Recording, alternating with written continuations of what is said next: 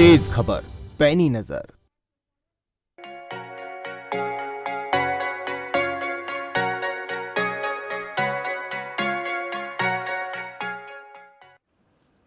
नमस्कार, आपका डॉक्टर देख रहे हैं आप। आपके साथ मैं हूं श्वेता अरोड़ा मल्होत्रा। आपका डॉक्टर में आज हम बात करेंगे पेट दर्द से जुड़ी हुई समस्याओं के बारे में।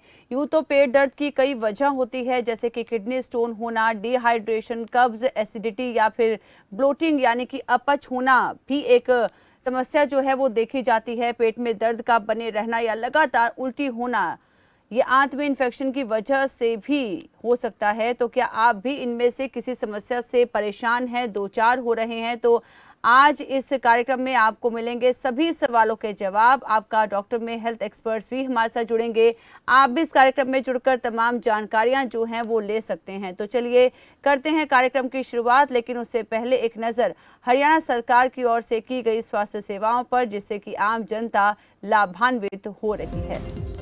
तो मनोहर सरकार के प्रयास बेहद असरदार, इलाज के साथ मुफ्त दवाएं जो हैं वो दी जा रही हैं। जागरूकता मुहिम का पूरा असर दिखाई दे रहा है। जांच के लिए शहरी और ग्रामीण क्षेत्रों में कैंप लगाए गए हैं। तो मनोहर सरकार प्रयास बेहद असरदार, लगातार आम जनता जो है लाभान्वित हो रही है। कतार में खड़ा अंतिम व्यक्ति जो है उसे स्वास्थ्य सेवाएं मुहैया करवाई जा रही हैं और तमाम प्रयास जो हैं वो मनोहर सरकार के तरफ से किए जा रहे हैं कि सभी को स्वास्थ्य सेवाएं मिल सकें। आपको बता दें कि जांच के लिए शहरी और ग्रामीण क्षेत्रों में कैंप लगाए जा रहे हैं। अस्पतालों में स्पेशलिस्ट डॉक्टरों की नियुक्ति की गई है। सीएससी और पीएससी केंद्रों पर सरकार ने सुविधाओं को बढ़ा दिया है। मरीजों को तमाम सुविधाएं दी जा रही हैं। इलाज के साथ मुफ्त दवाएं भी मिल रही हैं। मनोहर सरकार के प्रयास बेहद असरदार, आम जनता लाभान्वित हो रही है। तमाम योजनाओं को अमली जामा पहनाया जा रहा है और हर किसी को स्वास्थ्य सेवाएं मिल पाएं, इसको लेकर तमाम प्रयास जो हैं मनोहर सरकार की तरफ से किए जा रहे हैं। तो दो खास मेहमान हमारे साथ जुड़ चुके हैं, हेल्थ एक्सपर्ट्स हमारे साथ जुड़ चुके हैं, जिनसे deputy CMO doctor Paleram Kataria और पंचकुला से एसएमओ डॉक्टर अश्विनी भटनागर जी हमारे साथ जुड़ चुके हैं। बहुत बहुत स्वागत है आप दोनों का खबर फास्ट पर। Thank you. Doctor Ashwini Bhatnagar ji का मैं सबसे पहले रुख करना चाहूंगी। डॉक्टर अश्विनी जी, आज हम बात करें पेट में दर्द की। बहुत से ऐसे कारण होते हैं जिसकी वजह से पेट में दर्द होता है। सबसे पहले मैं आपसे लक्षण, कारण और इसका इलाज के बारे में जानना चाहूंगी। देखिए, पेट एक शरीर का एक ऐसी कैविटी है जिसमें बहुत सारे हमारे शरीर के अंग होते हैं। जैसे उसमें हमारा स्टमक होता है, लीवर होता है, पैनक्रियाज है, पेट की अंतड़ियां हैं, किडनी है, प्रोस्टेट है। तो ये सारी चीजें उसमें होती हैं। इनमें किसी भी एक ऑर्गन की इन्फेक्शन हो या इन्फ्लेमेशन हो तो वो एक पेट दर्द का रूप धारण कर लेती है। चाहे हम अगर ऊपर से शुरू करें, जब हम खाना खाते हैं तो जैसे खाना हमारा फूड पाइप से स्टमक में जाता है तो वहां पर स्टमक में अगर कोई उल्टा सीधा खाया जाए तो उसमें गैस्ट्राइटिस की प्रॉब्लम हो जाती है। उसे आगे बढ़ते हैं, अंतड़ियां हैं, उसकी इन्फ्लेमेशन है, इन्फेक्शन है, लूज मोशन है, उसमें दर्द हो जाता है। गॉल ब्लैडर है, गॉल ब्लैडर में स्टोन होता है तो दर्द हो जाता है जी। हमारे पेट में गुर्दे हैं, गुर्दे की पथरी है तो दर्द। ये एक बड़ी एक ब्रॉड वो है, इसमें कई सारे कारण आते हैं। तो वो डॉक्टर को देखना पड़ता है कि पेशेंट की मोस्ट लाइकली कौन सी बीमारी से जूझ रहा है। जी, तो डॉक्टर पालेराम जी की तरफ रुख करना चाहेंगे। डॉक्टर पालेराम जी, किस तरह के पेशेंट्स आपके पास आते हैं? और जो आप जैसे बताया डॉक्टर साहब ने कि पेट में दर्द होने के बहुत ज़्यादा कारण जो हैं वो होते हैं, कहीं ना कहीं माना जाए कि इंटरकनेक्टेड है बॉडी के सभी पार्ट्स, और यदि एक भी पार्ट में दर्द होता है तो उसका असर जो है दूसरे पार्ट पर साफ तौर पर देखने को मिलता है। और हम पेट की बात करें तो किस तरह की जो है बीमारियाँ आजकल कॉमनली देखी जाती हैं? देखिए, जैसे डॉक्टर साहब ने बताया, पेट एक बहुत ही ब्रॉड टर्मिनोलॉजी आपने यूज की है। इसके कारण भी डॉक्टर साहब ने जैसे बताया, उनमें लीवर भी है और पैंक्रियाज है और यूरिनरी सिस्टम में हमारा जैसे स्टोन्स का ज्यादा रहता है, गॉल ब्लैडर में भी स्टोन का रहता है, या खाने पीने में जो अनहाइजेनिक कंडीशंस हैं उनमें आमतौर पर देखा गया है। जो ग्रामीण क्षेत्र की जो मरीज हमारे पास आते हैं उनमें ज्यादातर जो खाने पीने की लापरवाही है उसकी वजह से ज्यादा दिक्कतें होती हैं, क्योंकि कई बार हमारे यहाँ पे स्वच्छ पानी पीने का नहीं मिलता। और जो खाने से पहले जैसे हैंड वॉशिंग है या कच्चा रॉ मटेरियल जिसको हम बोलते हैं फ्रूट्स वगैरह है, उनको अगर अच्छे से वॉश ना किया जाए, उन पर लगे हुए कीटाणु हमारी बॉडी के अंदर चले जाते हैं। या फिर जैसे खाने को प्रॉपर तरीके से ना पकाया जाए, उसको खा लिया जाए जिस पे के कीटाणु होते हैं, जी वो हमारे शरीर में जाके इन्फेक्शन करते हैं, जिसकी वजह से ज्यादातर जो रॉ मटेरियल की वजह से हमारी जो अतड़ियां होती हैं उनमें सूजन हो जाती है, और उसकी वजह से ही आगे दर्द और अन्य जो लक्षण है वो मरीज को चालू हो जाते हैं। जी। चलिए, मैं डॉक्टर अश्विनी जी का रुख करना चाहूंगी। डॉक्टर अश्विनी जी, यदि हम बात करें ब्रॉडली, कब्ज जो होती है, एसिडिटी होती है, इंडाइजेशन है, ये बड़ी कॉमन प्रॉब्लम्स है जो हम देखते हैं। क्या कुछ कारण रहता है, किस तरह से बचा जा सकता है, किस तरह से लाइफस्टाइल में कुछ चेंजेस किए जा सकते हैं जिससे कि इन समस्याओं से दो चार ना होना पड़े? ये आपने बड़ा अच्छा सवाल किया है। बेसिकली आजकल का जो लाइफस्टाइल है बड़ा मॉडर्न लाइफस्टाइल हो गया, और खान पान जी में बड़ा इरेटिक सा खान पान है। बच्चे, छोटे बच्चे आजकल जंक फूड खाते हैं, कोल्ड ड्रिंक्स लेते हैं और हाई फैट डाइट लेते हैं। अब जो ये नूडल्स लेते हैं जिसमें मैदा होता है, रफेज कम होता है उसमें, जी तो मैदा की डाइट हाई। ये इवन जो आप पिज्जा वगैरह होता है उसमें हाई फैट है, मैदा इतना ज्यादा होता है, तो उससे सारी चीजें इतनी दिक्कत आती है कि पहले तो वो ज्यादा एसिड क्रिएट करती है।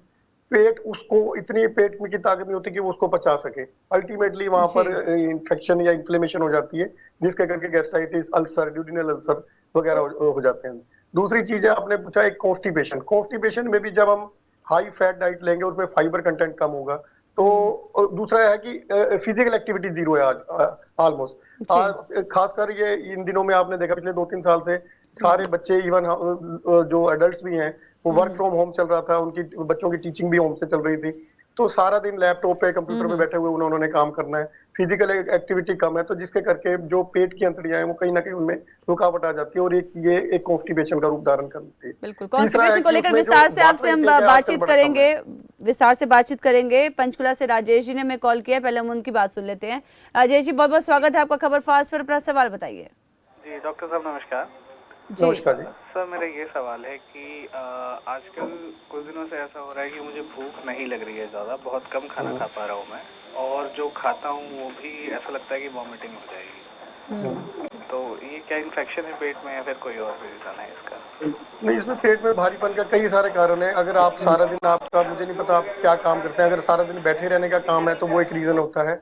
आपका टाइम पे खाना है, खाना किस तरह का है, उसमें फैट कंटेंट कितना है, तो उसमें हम सैलेड कितना लेते हैं। बड़ा एक कॉमन सी चीज है आजकल, हमारी प्लेट में सैलेड बहुत कम होता है। ये एक तरह से स्टूल के बल्क को बनाता है और कॉन्स्टिपेशन को अवॉइड करता है। तो आप सैलेड ले सकते हैं, और वॉक, आपकी फिजिकल एक्टिविटी कितनी है। और कई बार ऑफिस में चाय ज्यादा हो जाती है, हम वहां पर कुछ ना कुछ तली हुई चीजें मंगा लेते हैं, समोसा मंगा लिया, कचौरी मंगा ली, तो ये सारी चीजें उस चीज को, एक जिसको हम अपनी मेडिकल भाषा में डिस्पेप्सिया कहते हैं, तो ऐसे लगता है कि खाना वहीं पड़ा हुआ है, या थोड़े से नोजिएटिंग फीलिंग, ऐसा लगता है कि हमने अभी 2 टुकड़े खाए और पेट भरा भरा सा लग रहा है, या वोमिटिंग आने के चांसेस रहते हैं। तो ये सारी चीजें आप उसमें, दूसरा थायराइड आप रूल आउट कर सकते हैं, डायबिटीज रूल आउट कर सकते हैं। चलिए, करनाल से संदीप जी ने हमें कॉल किया है। बहुत बहुत स्वागत है संदीप जी आपका। अपना सवाल बताइए। जी नमस्कार। मैम मैं ये पूछना चाहता हूँ, जैसे हल्का फुल्का भी खा लेता हूँ तो ऐसा लगा रहता है कि जैसे पेट भर गया है। जी, पेट भरा भरा लगता है आपको। जी हाँ डॉक्टर पालेराम जी। जी जी, जैसे अभी बात हुई थी, इसमें जो पेट भरा भरा है, इसमें जो खाना हम खा रहे हैं, तो या तो इसमें ज्यादा फैट्स वगैरह खाए जा रहे हैं, या एक्टिविटी कम है, या जैसे डॉक्टर साहब ने बताया कि चाय वगैरह का ज्यादा सेवन करते हैं, उसकी वजह से ही पेट भरा भरा रहता है। और फिर आपको पेन भी अगर है तो एक बार आप अल्ट्रासाउंड करवा सकते हैं, क्योंकि जो हमारी पित्त की थैली है उसमें कई बार स्वेलिंग होती है या स्टोन्स वगैरह होते हैं, उसकी वजह से भी भरा भरा लगता है। बिल्कुल, तो बहुत समय पर खाना जो है वो खाना चाहिए। बहुत ज़्यादा चाय का सेवन भी ना करें, ये भी आपके पेट के लिए सही नहीं है। तभी आपको ऐसा लगेगा कि आपका पेट भरा हुआ है और इस तरह की जो प्रॉब्लम्स हैं वो आप फेस कर सकते हैं। सोनीपत से लक्ष्मी जी ने हमें कॉल किया है। बहुत बहुत स्वागत है लक्ष्मी जी आपका। अपना सवाल बताइए। नमस्ते। मेरा सवाल जो है पालेराम जी से है डॉक्टर। एक्चुअली मेरा ना डाइजेशन जो है बहुत वीक है, मतलब डाइजेस्ट नहीं हो पाता है ढंग से, तो उसके लिए मुझे क्या करना चाहिए? डाइजेशन वीक है डॉक्टर पालेराम? नहीं, डाइजेशन आपको क्या भूख नहीं लगती है या लूज मोशन नहीं वगैरह हो जाता है? नॉर्मल जैसे रूटीन में हम जैसे ब्रेकफास्ट करते हैं, लंच करते हैं, डिनर करते हैं, बट ये होता है कि डाइजेशन बड़ा वीक है, स्लो है। कभी कभी तो वैसे मतलब डाइजेशन होने में भी प्रॉब्लम होती है, तो वीक होने की क्या वजह से आपने मुझे। थायराइड टेस्ट करवाया? हाँ जी। थायराइड टेस्ट करवाया आपने? थायराइड? हाँ जी है सर। आपको थायराइड है? जी। जी, बट आप एक बार उसकी अभी जस्ट जैसे कंट्रोल में है सर, हुआ मेरे को हुआ था, तो मेरे को अभी जैसे टेस्ट कराने के बाद अभी कंट्रोल में आ गया, पर मैं दवाई लेती हूँ उसकी रूटीन में। जी, एक बार उसकी जरा दोबारा से जांच करवा के उसकी डोज एडजस्ट करवा लें। जी उसमें हो सकता है कि आपकी डोज प्रॉपर ना हो, जी। और फिर भी आप थोड़ा सा फिजिकल एक्टिविटी जरूर जारी रखें, आप ठीक हो जाएंगे। ओके सर, बिल्कुल। तो आशा करते हैं आपको अपने सभी सवालों का जवाब मिल गया होगा। लक्ष्मी, खबरफास्ट से जुड़ने के लिए आपका बहुत बहुत धन्यवाद। तो डॉक्टर अश्विनी, हम लगातार बात कर रहे थे डाइट को लेकर। आप बता रहे थे कि फाइबर बहुत ज़्यादा इंपॉर्टेंट हो जाता है, क्योंकि बॉडी से टॉक्सिन्स को बाहर निकालना बहुत ज़रूरी है, और यदि हम अपनी अपनी डाइट में सैलेड और फाइबर को इंक्लूड नहीं करें तो फिर इस तरह की प्रॉब्लम्स जो हैं वो फेस करनी पड़ती हैं। तो किस तरह से डाइट में ध्यान रखा जा सकता है कि पेट की समस्याएं ना हों? इसमें देखिए जी, अगर बैलेंस डाइट की बात करें तो हमारी डाइट में जो 3 मेजर कंपोनेंट्स होते हैं, उसमें प्रोटीन्स हो गए, कार्बोहाइड्रेट हो गए और फैट्स हो गई। सबसे ज्यादा जो कंपोनेंट होता है जो हमारे शरीर को एनर्जी के लिए चाहिए होता है, दैट इज कार्बोहाइड्रेट। जी। इंडियन डाइट्स में जो कार्बोहाइड्रेट है, कार्बोहाइड्रेट का मतलब है जो हम स्टार्च लेते हैं, जैसे आलू हो गया, चावल हो गए, गेहूं में होता है, मीठा हो गया, ये सारी चीजें कार्बोहाइड्रेट है। लेकिन एक बैलेंस डाइट में जो होना चाहिए वो 55 से 60% तक होना चाहिए। लेकिन हमारी इंडियन डाइट में ये कार्बोहाइड्रेट बहुत ज्यादा होता है, बहुत ज्यादा होता है कार्बोहाइड्रेट। आपने देखा होगा सुबह का नाश्ता ही आलू के परोठे से होगा, फिर दिन में भी आलू की सब्जी, चावल हमारे यहाँ बहुत खाते हैं। और खासकर मैं हरियाणा के काफी शहरों में ड्यूटी करके आया हूँ, वहां पर एक इवन हम शादियां भी अटेंड करते हैं तो सबसे पहले बड़ी बड़ी जलेबियां और सारा मीठा पहले दिया जाता है। तो ये कार्बोहाइड्रेट कंटेंट को हमारी डाइट में अप टू 80 to 90% कर देता है, जो बहुत ही गलत चीज है, जिसके करके आने वाले टाइम में मोटापा और ये सारी चीजें, कोलेस्ट्रॉल बढ़ना, ये सारी दिक्कतें हो जाती हैं, और खासकर शुगर के मरीज के लिए तो और ज्यादा दिक्कत है। सेकंड उसमें का कंपोनेंट होता है प्रोटीन्स। प्रोटीन्स होते हैं बिल्डिंग ब्लॉक्स, जो हमारे शरीर को चलाते हैं, जो हमारी बिल्ड को बनाते हैं, मसल जी। मास डॉक्टर बनाते हैं। अश्विनी जी, आपको रोकना चाहूंगे, अभी आप हरियाणा की बात ही कर रहे थे, हरियाणा से एक कॉलर हमारे से जुड़ गए हैं, सतपाल जी ने मैं कॉल किया है। बहुत बहुत स्वागत है सतपाल जी आपका, अपना सवाल बताइए पहले। हाँ जी, मेरे ना सोजे से आ जाती है लत्ता नो जी। जी, तो हम ऐसे बात तो यहाँ पर पेट दर्द की कर रहे हैं और पेट से जुड़ी हुई समस्याओं की कर रहे हैं। जी बताइए। जी फैक्शन दस दिया जी, टेस्ट कराया ना, मैं खून टेस्ट कराया जी। डॉक्टर साहब दस दे फैक्शन हो जाता है जी अगे। आपकी टांगों में दर्द रहता है, आप यही कहना चाह रहे हैं? हाँ जी, लत्ता से ना, लत्ता नो सोजे से आ जाती है जी। ठीक है, टांगों में स्वेलिंग आ जाती है डॉक्टर साहब। डॉक्टर अश्विनी जी देखिए, ये भी एक, पहले तो ये टॉपिक अपने हमारे लीक से बिल्कुल लिंक से हट के जवाब देना चाहूंगा, कोई ऐसी बात नहीं है। टांगों की स्वेलिंग के भी कई सारे कारण हैं, टांगों की स्वेलिंग के भी कई सारे कारण हैं। ओवरवेट हो सकता है, प्रोटीन की कमी हो सकती है, डायबिटीज हो सकती है, अनकंट्रोल्ड हाइपरटेंशन हो सकती है। तो ये सारी चीजें हैं। इवन जो हमारे कई जैसे पुलिस डिपार्टमेंट के लोग हैं जो सारा दिन खड़े रहते हैं, जो कोई भी ऐसा प्रोफेशन है जिसमें सारा दिन खड़े रहने का काम है, तो उसमें भी पैरों की स्वेलिंग आ जाती है। ये एक बड़ा, इसको ना पूरी तरह से, इवन हार्ट की प्रॉब्लम, इवन फेफड़ों की प्रॉब्लम, इंटीरियर ऑफ हरियाणा में लोग स्मोकिंग बहुत ज्यादा करते हैं, उसके करके भी टांगों में स्वेलिंग आ जाती है, जिसको हम सीओपीडी का नाम देते हैं। तो ये एक बार वर्कअप करना पड़ेगा इनका सारा। इसमें थायराइड, जैसे डॉक्टर पालीराम ने बताया कि थायराइड भी एक रीजन है जिसके करके टांगों की स्वेलिंग आ जाती है। चलिए, लखनऊ से कॉलर हमारे से जुड़ गए, आइए उनसे बात कर लेते हैं। बहुत बहुत स्वागत है आपका, अपना सवाल बताइए। मैं कह रहा था कि कब्ज की समस्या किस कारण से होती है मैम, थोड़ा वो उसके बारे में डॉक्टर साहब से जानकारी चाह रहा था। कॉन्स्टिपेशन की समस्या क्यों होती है डॉक्टर अश्विनी जी, ये जानना चाहेंगे। कॉन्स्टिपेशन की समस्या मैंने पहले भी बताया, हमारा आजकल फूड जो है वो हाई फाइबर से अलग हटता जा रहा है, और रिफाइंड चीजें ज्यादा खा रहे हैं हम, चाहे वो मीठा हो, चाहे हाई फैट डाइट हो। सेकेंडली, फिजिकल एक्टिविटी हमारी बहुत कम होती जा रही है, बहुत कम।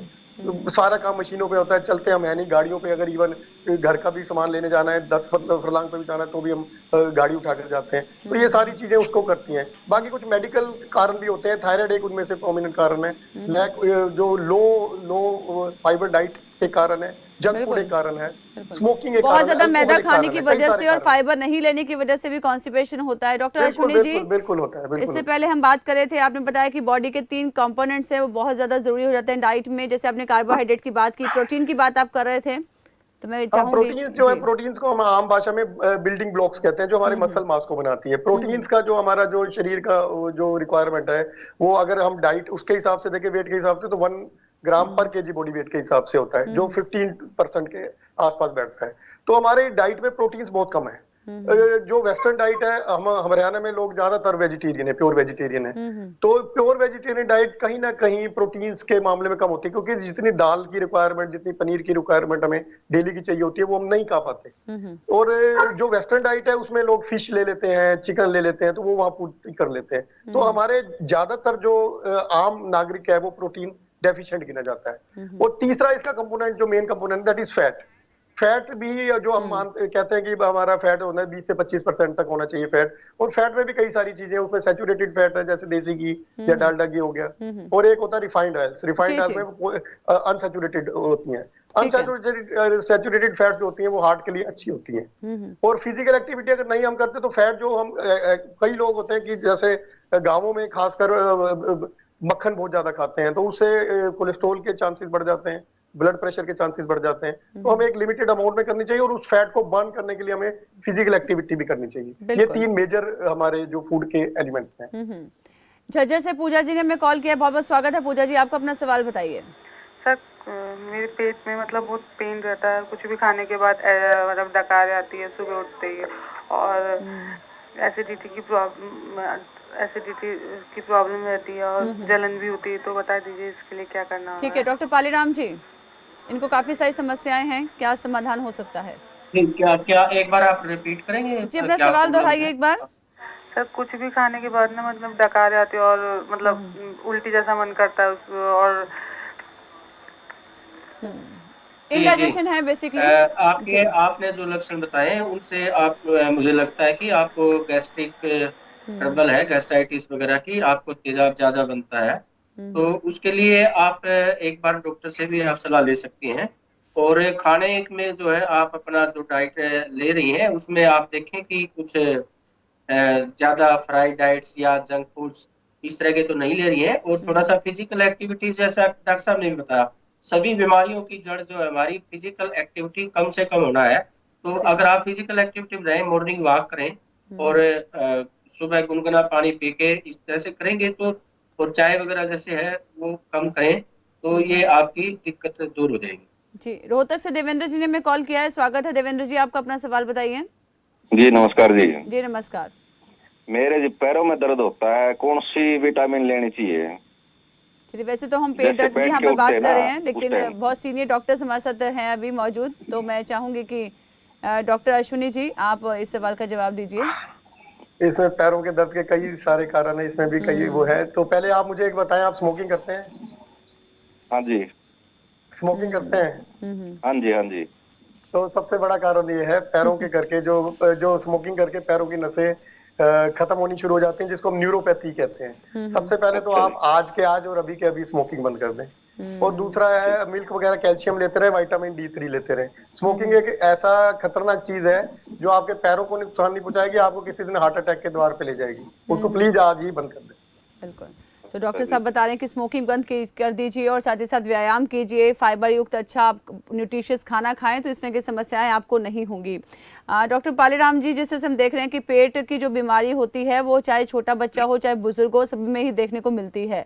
तो बुजुर्गों की हम बात करें जिनको बीपी की प्रॉब्लम है, जो ऑलरेडी बड़े सेंसिटिव हैं, डायबिटिक हैं, और यदि पेट की प्रॉब्लम उनको हो रही है तो किस तरह से इसे डील किया जा सकता है, किन किन बातों का ध्यान रखना चाहिए, और किस तरह की मेडिकेशन जो है वो हो सकती है, क्योंकि बहुत ज़्यादा दवाइयाँ खाने से भी देखा गया है कि गैस बनती है पेट में।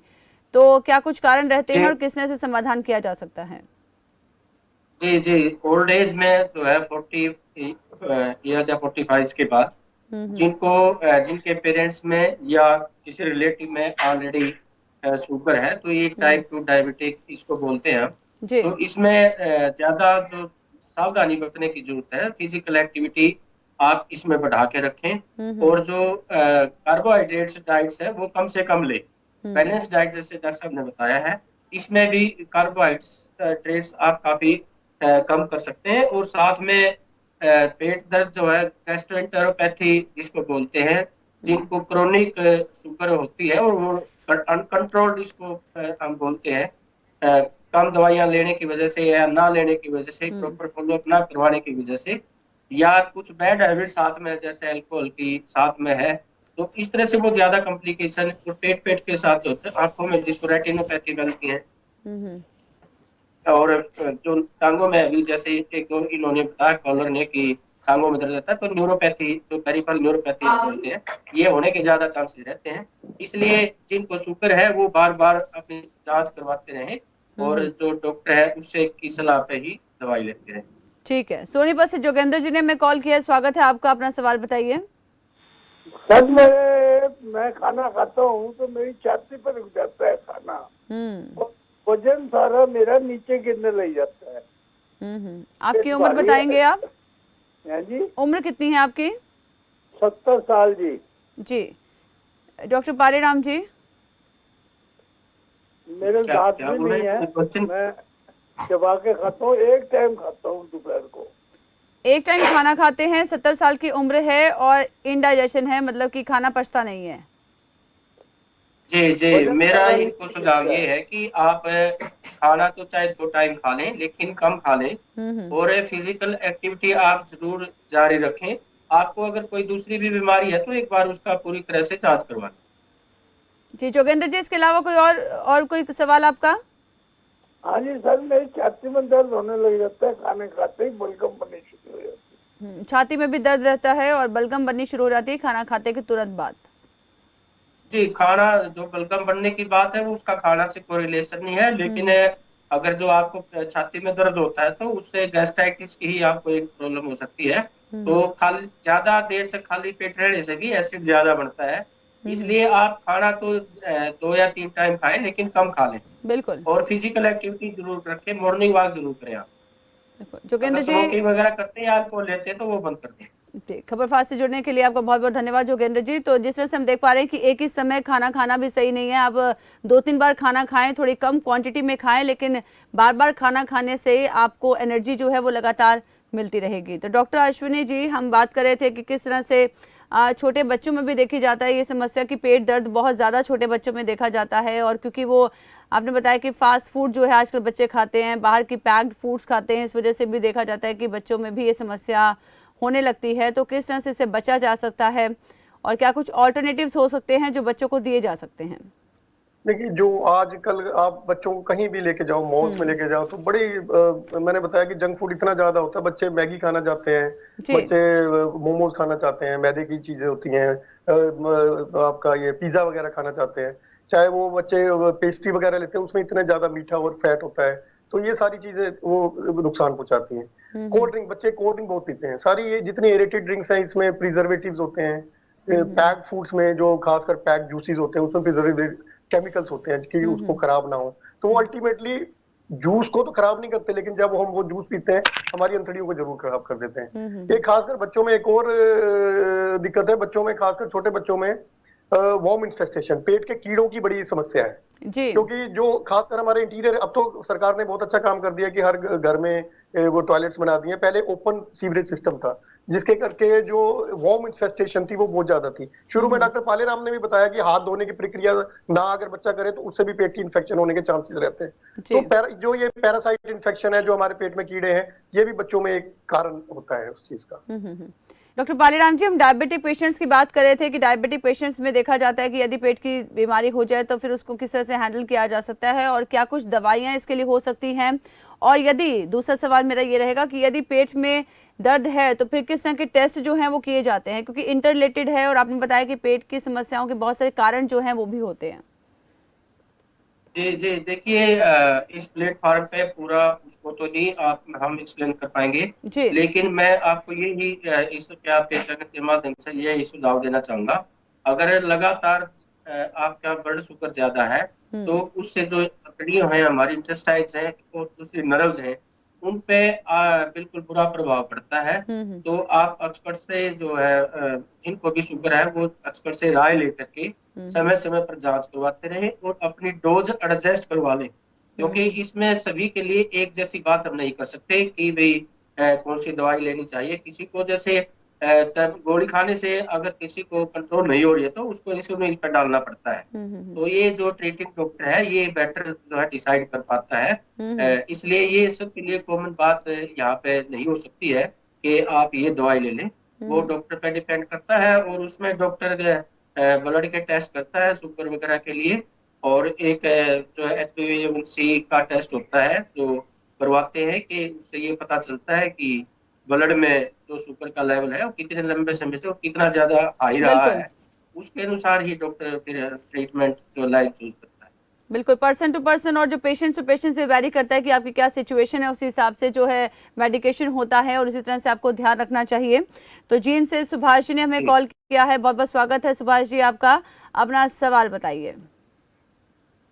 हाँ सर, ये तो मेरा कब्ज रहती है जी। जी कब्ज रहती है, कब्ज जी, कब्ज रहती है आपको? हाँ जी, इसके बारे में बताइए जी, क्या करना चाहिए, कि खाना चाहिए जी? जी डॉक्टर अश्विनी जी। देखिए, पहले आप मुझे ये बताएं कि आप अल्कोहल या स्मोकिंग वगैरह तो नहीं करते? हाँ सर। आप अल्कोहल या स्मोकिंग वगैरह तो नहीं करते? नहीं सर। और आपको शुगर और ब्लड प्रेशर की कोई दिक्कत है? नहीं सर, कोई दिक्कत नहीं जी, कब्ज रहती है जी, बल्कि बवासीर की भी शिकायत है जी। बल्कि ओके, उम्र कितनी है आपकी? उम्र तो जी होगी मेरी जी 55 साल है। 55 और वजन आपका ज्यादा तो नहीं है? नहीं जी, ज्यादा नहीं है जी, कम है, बल्कि जमा है। ओके, वजन कम है, कोई बात नहीं। एक बार अपने रूटीन के आप टेस्ट करवा के, और जैसे डॉक्टर साहब ने भी बताया था, आप उसमें डॉक्टर से एक दवाई लिखवा सकते हैं जिससे लैट्रिन खुल के आ जाए। लेकिन एक बार कारण भी देखना पड़ेगा कि क्यों है ये। इसके कारण हम बार बार रिपीट कर रहे हैं इस चैनल पर कि पानी ज्यादा पिए, अपना सैलेड वगैरह ज्यादा खाएं, कोई भी फल, ऐसा फल जो आप छिलके के समेत खा सकते हैं उसको छिलके के साथ खाएं। जैसे सेब हो गया, उसको ज्यादातर हम क्या करते हैं कि उसको छील लेते हैं और उसका पल्प खाते हैं। अगर हम उसको छिलके के साथ खाएंगे, या खीरा है उसको छिलके के साथ खाएंगे, तो एक तरह का वो रफ डाइट बनेगा और आपको कॉन्स्टिपेशन की समस्या दूर होगी। लेकिन एक बार अल्ट्रासाउंड वगैरह करा के, थायराइड रूल आउट करके एक बार कहीं नजदीक के डॉक्टर को आप दिखा सकते हैं। तो सोनीपत से जी दिखाना पड़ेगा सर? हाँ, एक बार वर्कअप कर लेंगे तो ज्यादा ठीक रहेगा, क्योंकि ऐसे अंदाजे से दवाई देना मेरे ख्याल से ठीक नहीं होगा। चलिए, सोनीपत से एसएन शर्मा जी ने हमें कॉल किया, बहुत बहुत स्वागत है आपका। अपना सवाल बताइए। हाँ जी, हेलो जी। हेलो जी, बताइए, सवाल बताइए अपना। मैडम, मैं और मेरी वाइफ दोनों सीनियर सिटीजन में है और government employ, retired government employ है। ठीक है। हम दोनों क्रोनिक डिजीज से पीड़ित हैं। My self is suffering with the CAD। जी ठीक है। और मेरी wife is suffering with the diabetic. तो हमने दोनों ने जो है क्रोनिक डिजीज के तहत है ना, बाहर से उससे प्राइवेट हॉस्पिटल से इलाज लेना पड़ता है। अगर सरकारी अस्पताल से इलाज लें तो कार्डियक की हमारे पास फैसिलिटीज इनके पास नहीं होती। प्राइवेट में जाते हैं तो ये हमारा रिम्बर्समेंट में प्रॉब्लम करते हैं। प्राइवेट का बिल हम सबमिट करते हैं तो रिटायर्ड गवर्नमेंट हैसियत से आप अपनी स्वास्थ्य संबंधी समस्या बताइए एसएन शर्मा जी। आपको किसी तरह की कोई परेशानी है? परेशानी तो यही है कि प्राइवेट का हम रिकॉर्ड वो इलाज कराएं तो ये लोग हमारा बिल पास नहीं करते। ये कोई सही प्लेटफॉर्म नहीं है एसएन शर्मा जी, ये बातें डिस्कस करने का। हम स्वास्थ्य संबंधी समस्याएं यहाँ पर डिस्कस कर रहे हैं, और हाँ जी, आप बाद में कॉल कर सकते हैं इसको लेकर। खबरफास्ट से जुड़ने के लिए आपका बहुत बहुत धन्यवाद। तो डॉक्टर अश्विनी भटनागर जी, हम लगातार बात कर रहे हैं कि किस तरह से डाइट जो है बहुत ज़्यादा इंपॉर्टेंट हो जाती है, और डाइट में क्या क्या इंक्लूड जो है वो किया जाना चाहिए। आप प्रोटीन की भी बात कर रहे थे, उसके बाद भी आप बता रहे थे कि जो नेचुरल कंपोनेंट्स हैं वो बहुत ज़्यादा ज़रूरी हो जाते हैं। आजकल देखा गया कि सप्लीमेंट्स का भी बहुत ज़्यादा फैशन है। लोग सप्लीमेंट्स लेना पसंद करते हैं कि यदि खाना नहीं खाया, यदि अपने ध्यान अच्छे से नहीं रखा, क्योंकि वर्किंग है सभी, तो चलो सप्लीमेंट्स ले लीजिए। तो ये जो एक सप्लीमेंट्स का कल्चर बन रहा है, ये कितना सही आप मानते हो? किस तरह के ध्यान जो है इसमें रखना चाहिए, सावधानियाँ किस तरह से बरतनी चाहिए? सप्लीमेंट्स का ये दोनों तरीके से है। ये फार्मा ड्रिवन भी है, और आजकल जो खासकर यंग जनरेशन है जो अपने शरीर को फिट रखना चाहती है, जब वो जिम या कुछ ऐसी जगह ज्वाइन करते हैं, एक्चुअली हमारे अपने जो सो कार्ड उनके जो मॉडल्स होते हैं उनको देखते हैं, तो वो उसी तरह से फिट रहना चाहते हैं। जब वो जिम ज्वाइन करते हैं तो वहां पर ये जो हाई प्रोटीन डाइट जो देते हैं, जो अक्सर नुकसानदायक होती है। जी बिल्कुल। मैंने बताया बैलेंस डाइट में कुछ परसेंटेज होती है, जैसे मैंने पहले भी बताया, carbohydrate 60%, protein around 15%, fats 20 to 25%। लेकिन वहां पर जो डाइट देते हैं खासकर जिम्स में, तो वो क्या करते हैं कि प्रोटीन्स 50-60% तक दे देते हैं। जी जी। उससे उनकी बिल्ड जरूर बन जाती है, लेकिन मैंने हमारे ओपीडी में अक्सर पेशेंट आते हैं, उनकी बिल्ड अच्छी होती है लेकिन उनका यूरिक एसिड इतना ज्यादा बढ़ जाता है, उनको ब्लड प्रेशर की समस्या ज्यादा हो जाती है। हमारी किडनी इतनी पावरफुल नहीं होती कि उस प्रोटीन को फिल्टर कर सके, किडनी की समस्या आ जाती है। तो मैं ये चाहूंगा कि अगर वो डॉक्टर ने रिकमेंड किया है, अगर कोई बीमार आदमी है वो खा नहीं पा रहा है, उसको हम अगर सप्लीमेंट दें तो वो समझ आता है, लेकिन एक नॉर्मल इंसान जो डाइट ले सकता है, बैलेंस डाइट ले सकता है, वो उसको सप्लीमेंट की मैं नहीं मानता कि उसको बिल्कुल जो नेचुरल प्रोटीन्स मिल रहे हैं आप उससे वो खाएं तो वो ज्यादा बेहतर होगा बजाय कि सप्लीमेंट्स के। डॉक्टर पालेराम जी आपका फाइनल में कमेंट लेना चाहूंगी बहुत ही कम शब्दों में। Plant protein otherwise doctor Paleram ji को जोड़ना चाहूंगी। Doctor Paleram ji final comment बहुत ही कम शब्दों में। जी देखिए, मैं सुझाव देना चाहता हूँ कि अपने खाने पीने का ध्यान रखें। कोई भी चीज मार्केट से जो रेडी पे या वहाँ रखी हुई है उसको बगैर धोए ना खाएं। जब भी खाना खाते हैं पहले हाथ हैंड वॉशिंग जरूर करें। और जो बासी खाना है, कई बार हमने देखा है कि वहां से मार्केट से ले आके और जो फ्रीज में रखा हुआ था खाना उसको रख देते हैं और काफी टाइम उसके बाद खाते हैं, जिससे उसके फूड उसमें टॉक्सिन्स बन जाते हैं और उससे भी फूड पॉइजनिंग और जो लंबा टाइम है। तो इसलिए इन चीजों का ध्यान रखेंगे तो मेरे ख्याल से सभी ठीक रहेंगे। बिल्कुल। डॉक्टर अश्विनी भटनागर जी, डॉक्टर पालेराम कटारिया जी, हमारे से जुड़ने के लिए, अपना कीमती वक्त देने के लिए आप दोनों का बहुत बहुत धन्यवाद। तो यदि हम चाहते हैं कि हम एकदम हेल्दी लाइफ जिए तो बहुत जरूरी है कि पेट की समस्याओं से आप दूर रहें और पेट को जो है स्वस्थ रखें और अपनी लाइफस्टाइल में कुछ बदलाव करें, दवाओं का सेवन ज़्यादा ना करें और साथ ही साथ फाइबर जो है अपने न्यूट्रिशियस में ज़रूर आप इंक्लूड करें। जो डाइट आप ले रहे हैं उसमें फाइबर होना बेहद ज़रूरी है, न्यूट्रिशियस डाइट लेना आपको बेहद ज़रूरी है। तो आपका डॉक्टर में मेरे साथ फिलहाल बस इतना ही। लगातार खबरों के लिए आप बने रहिए खबर फास्ट के साथ।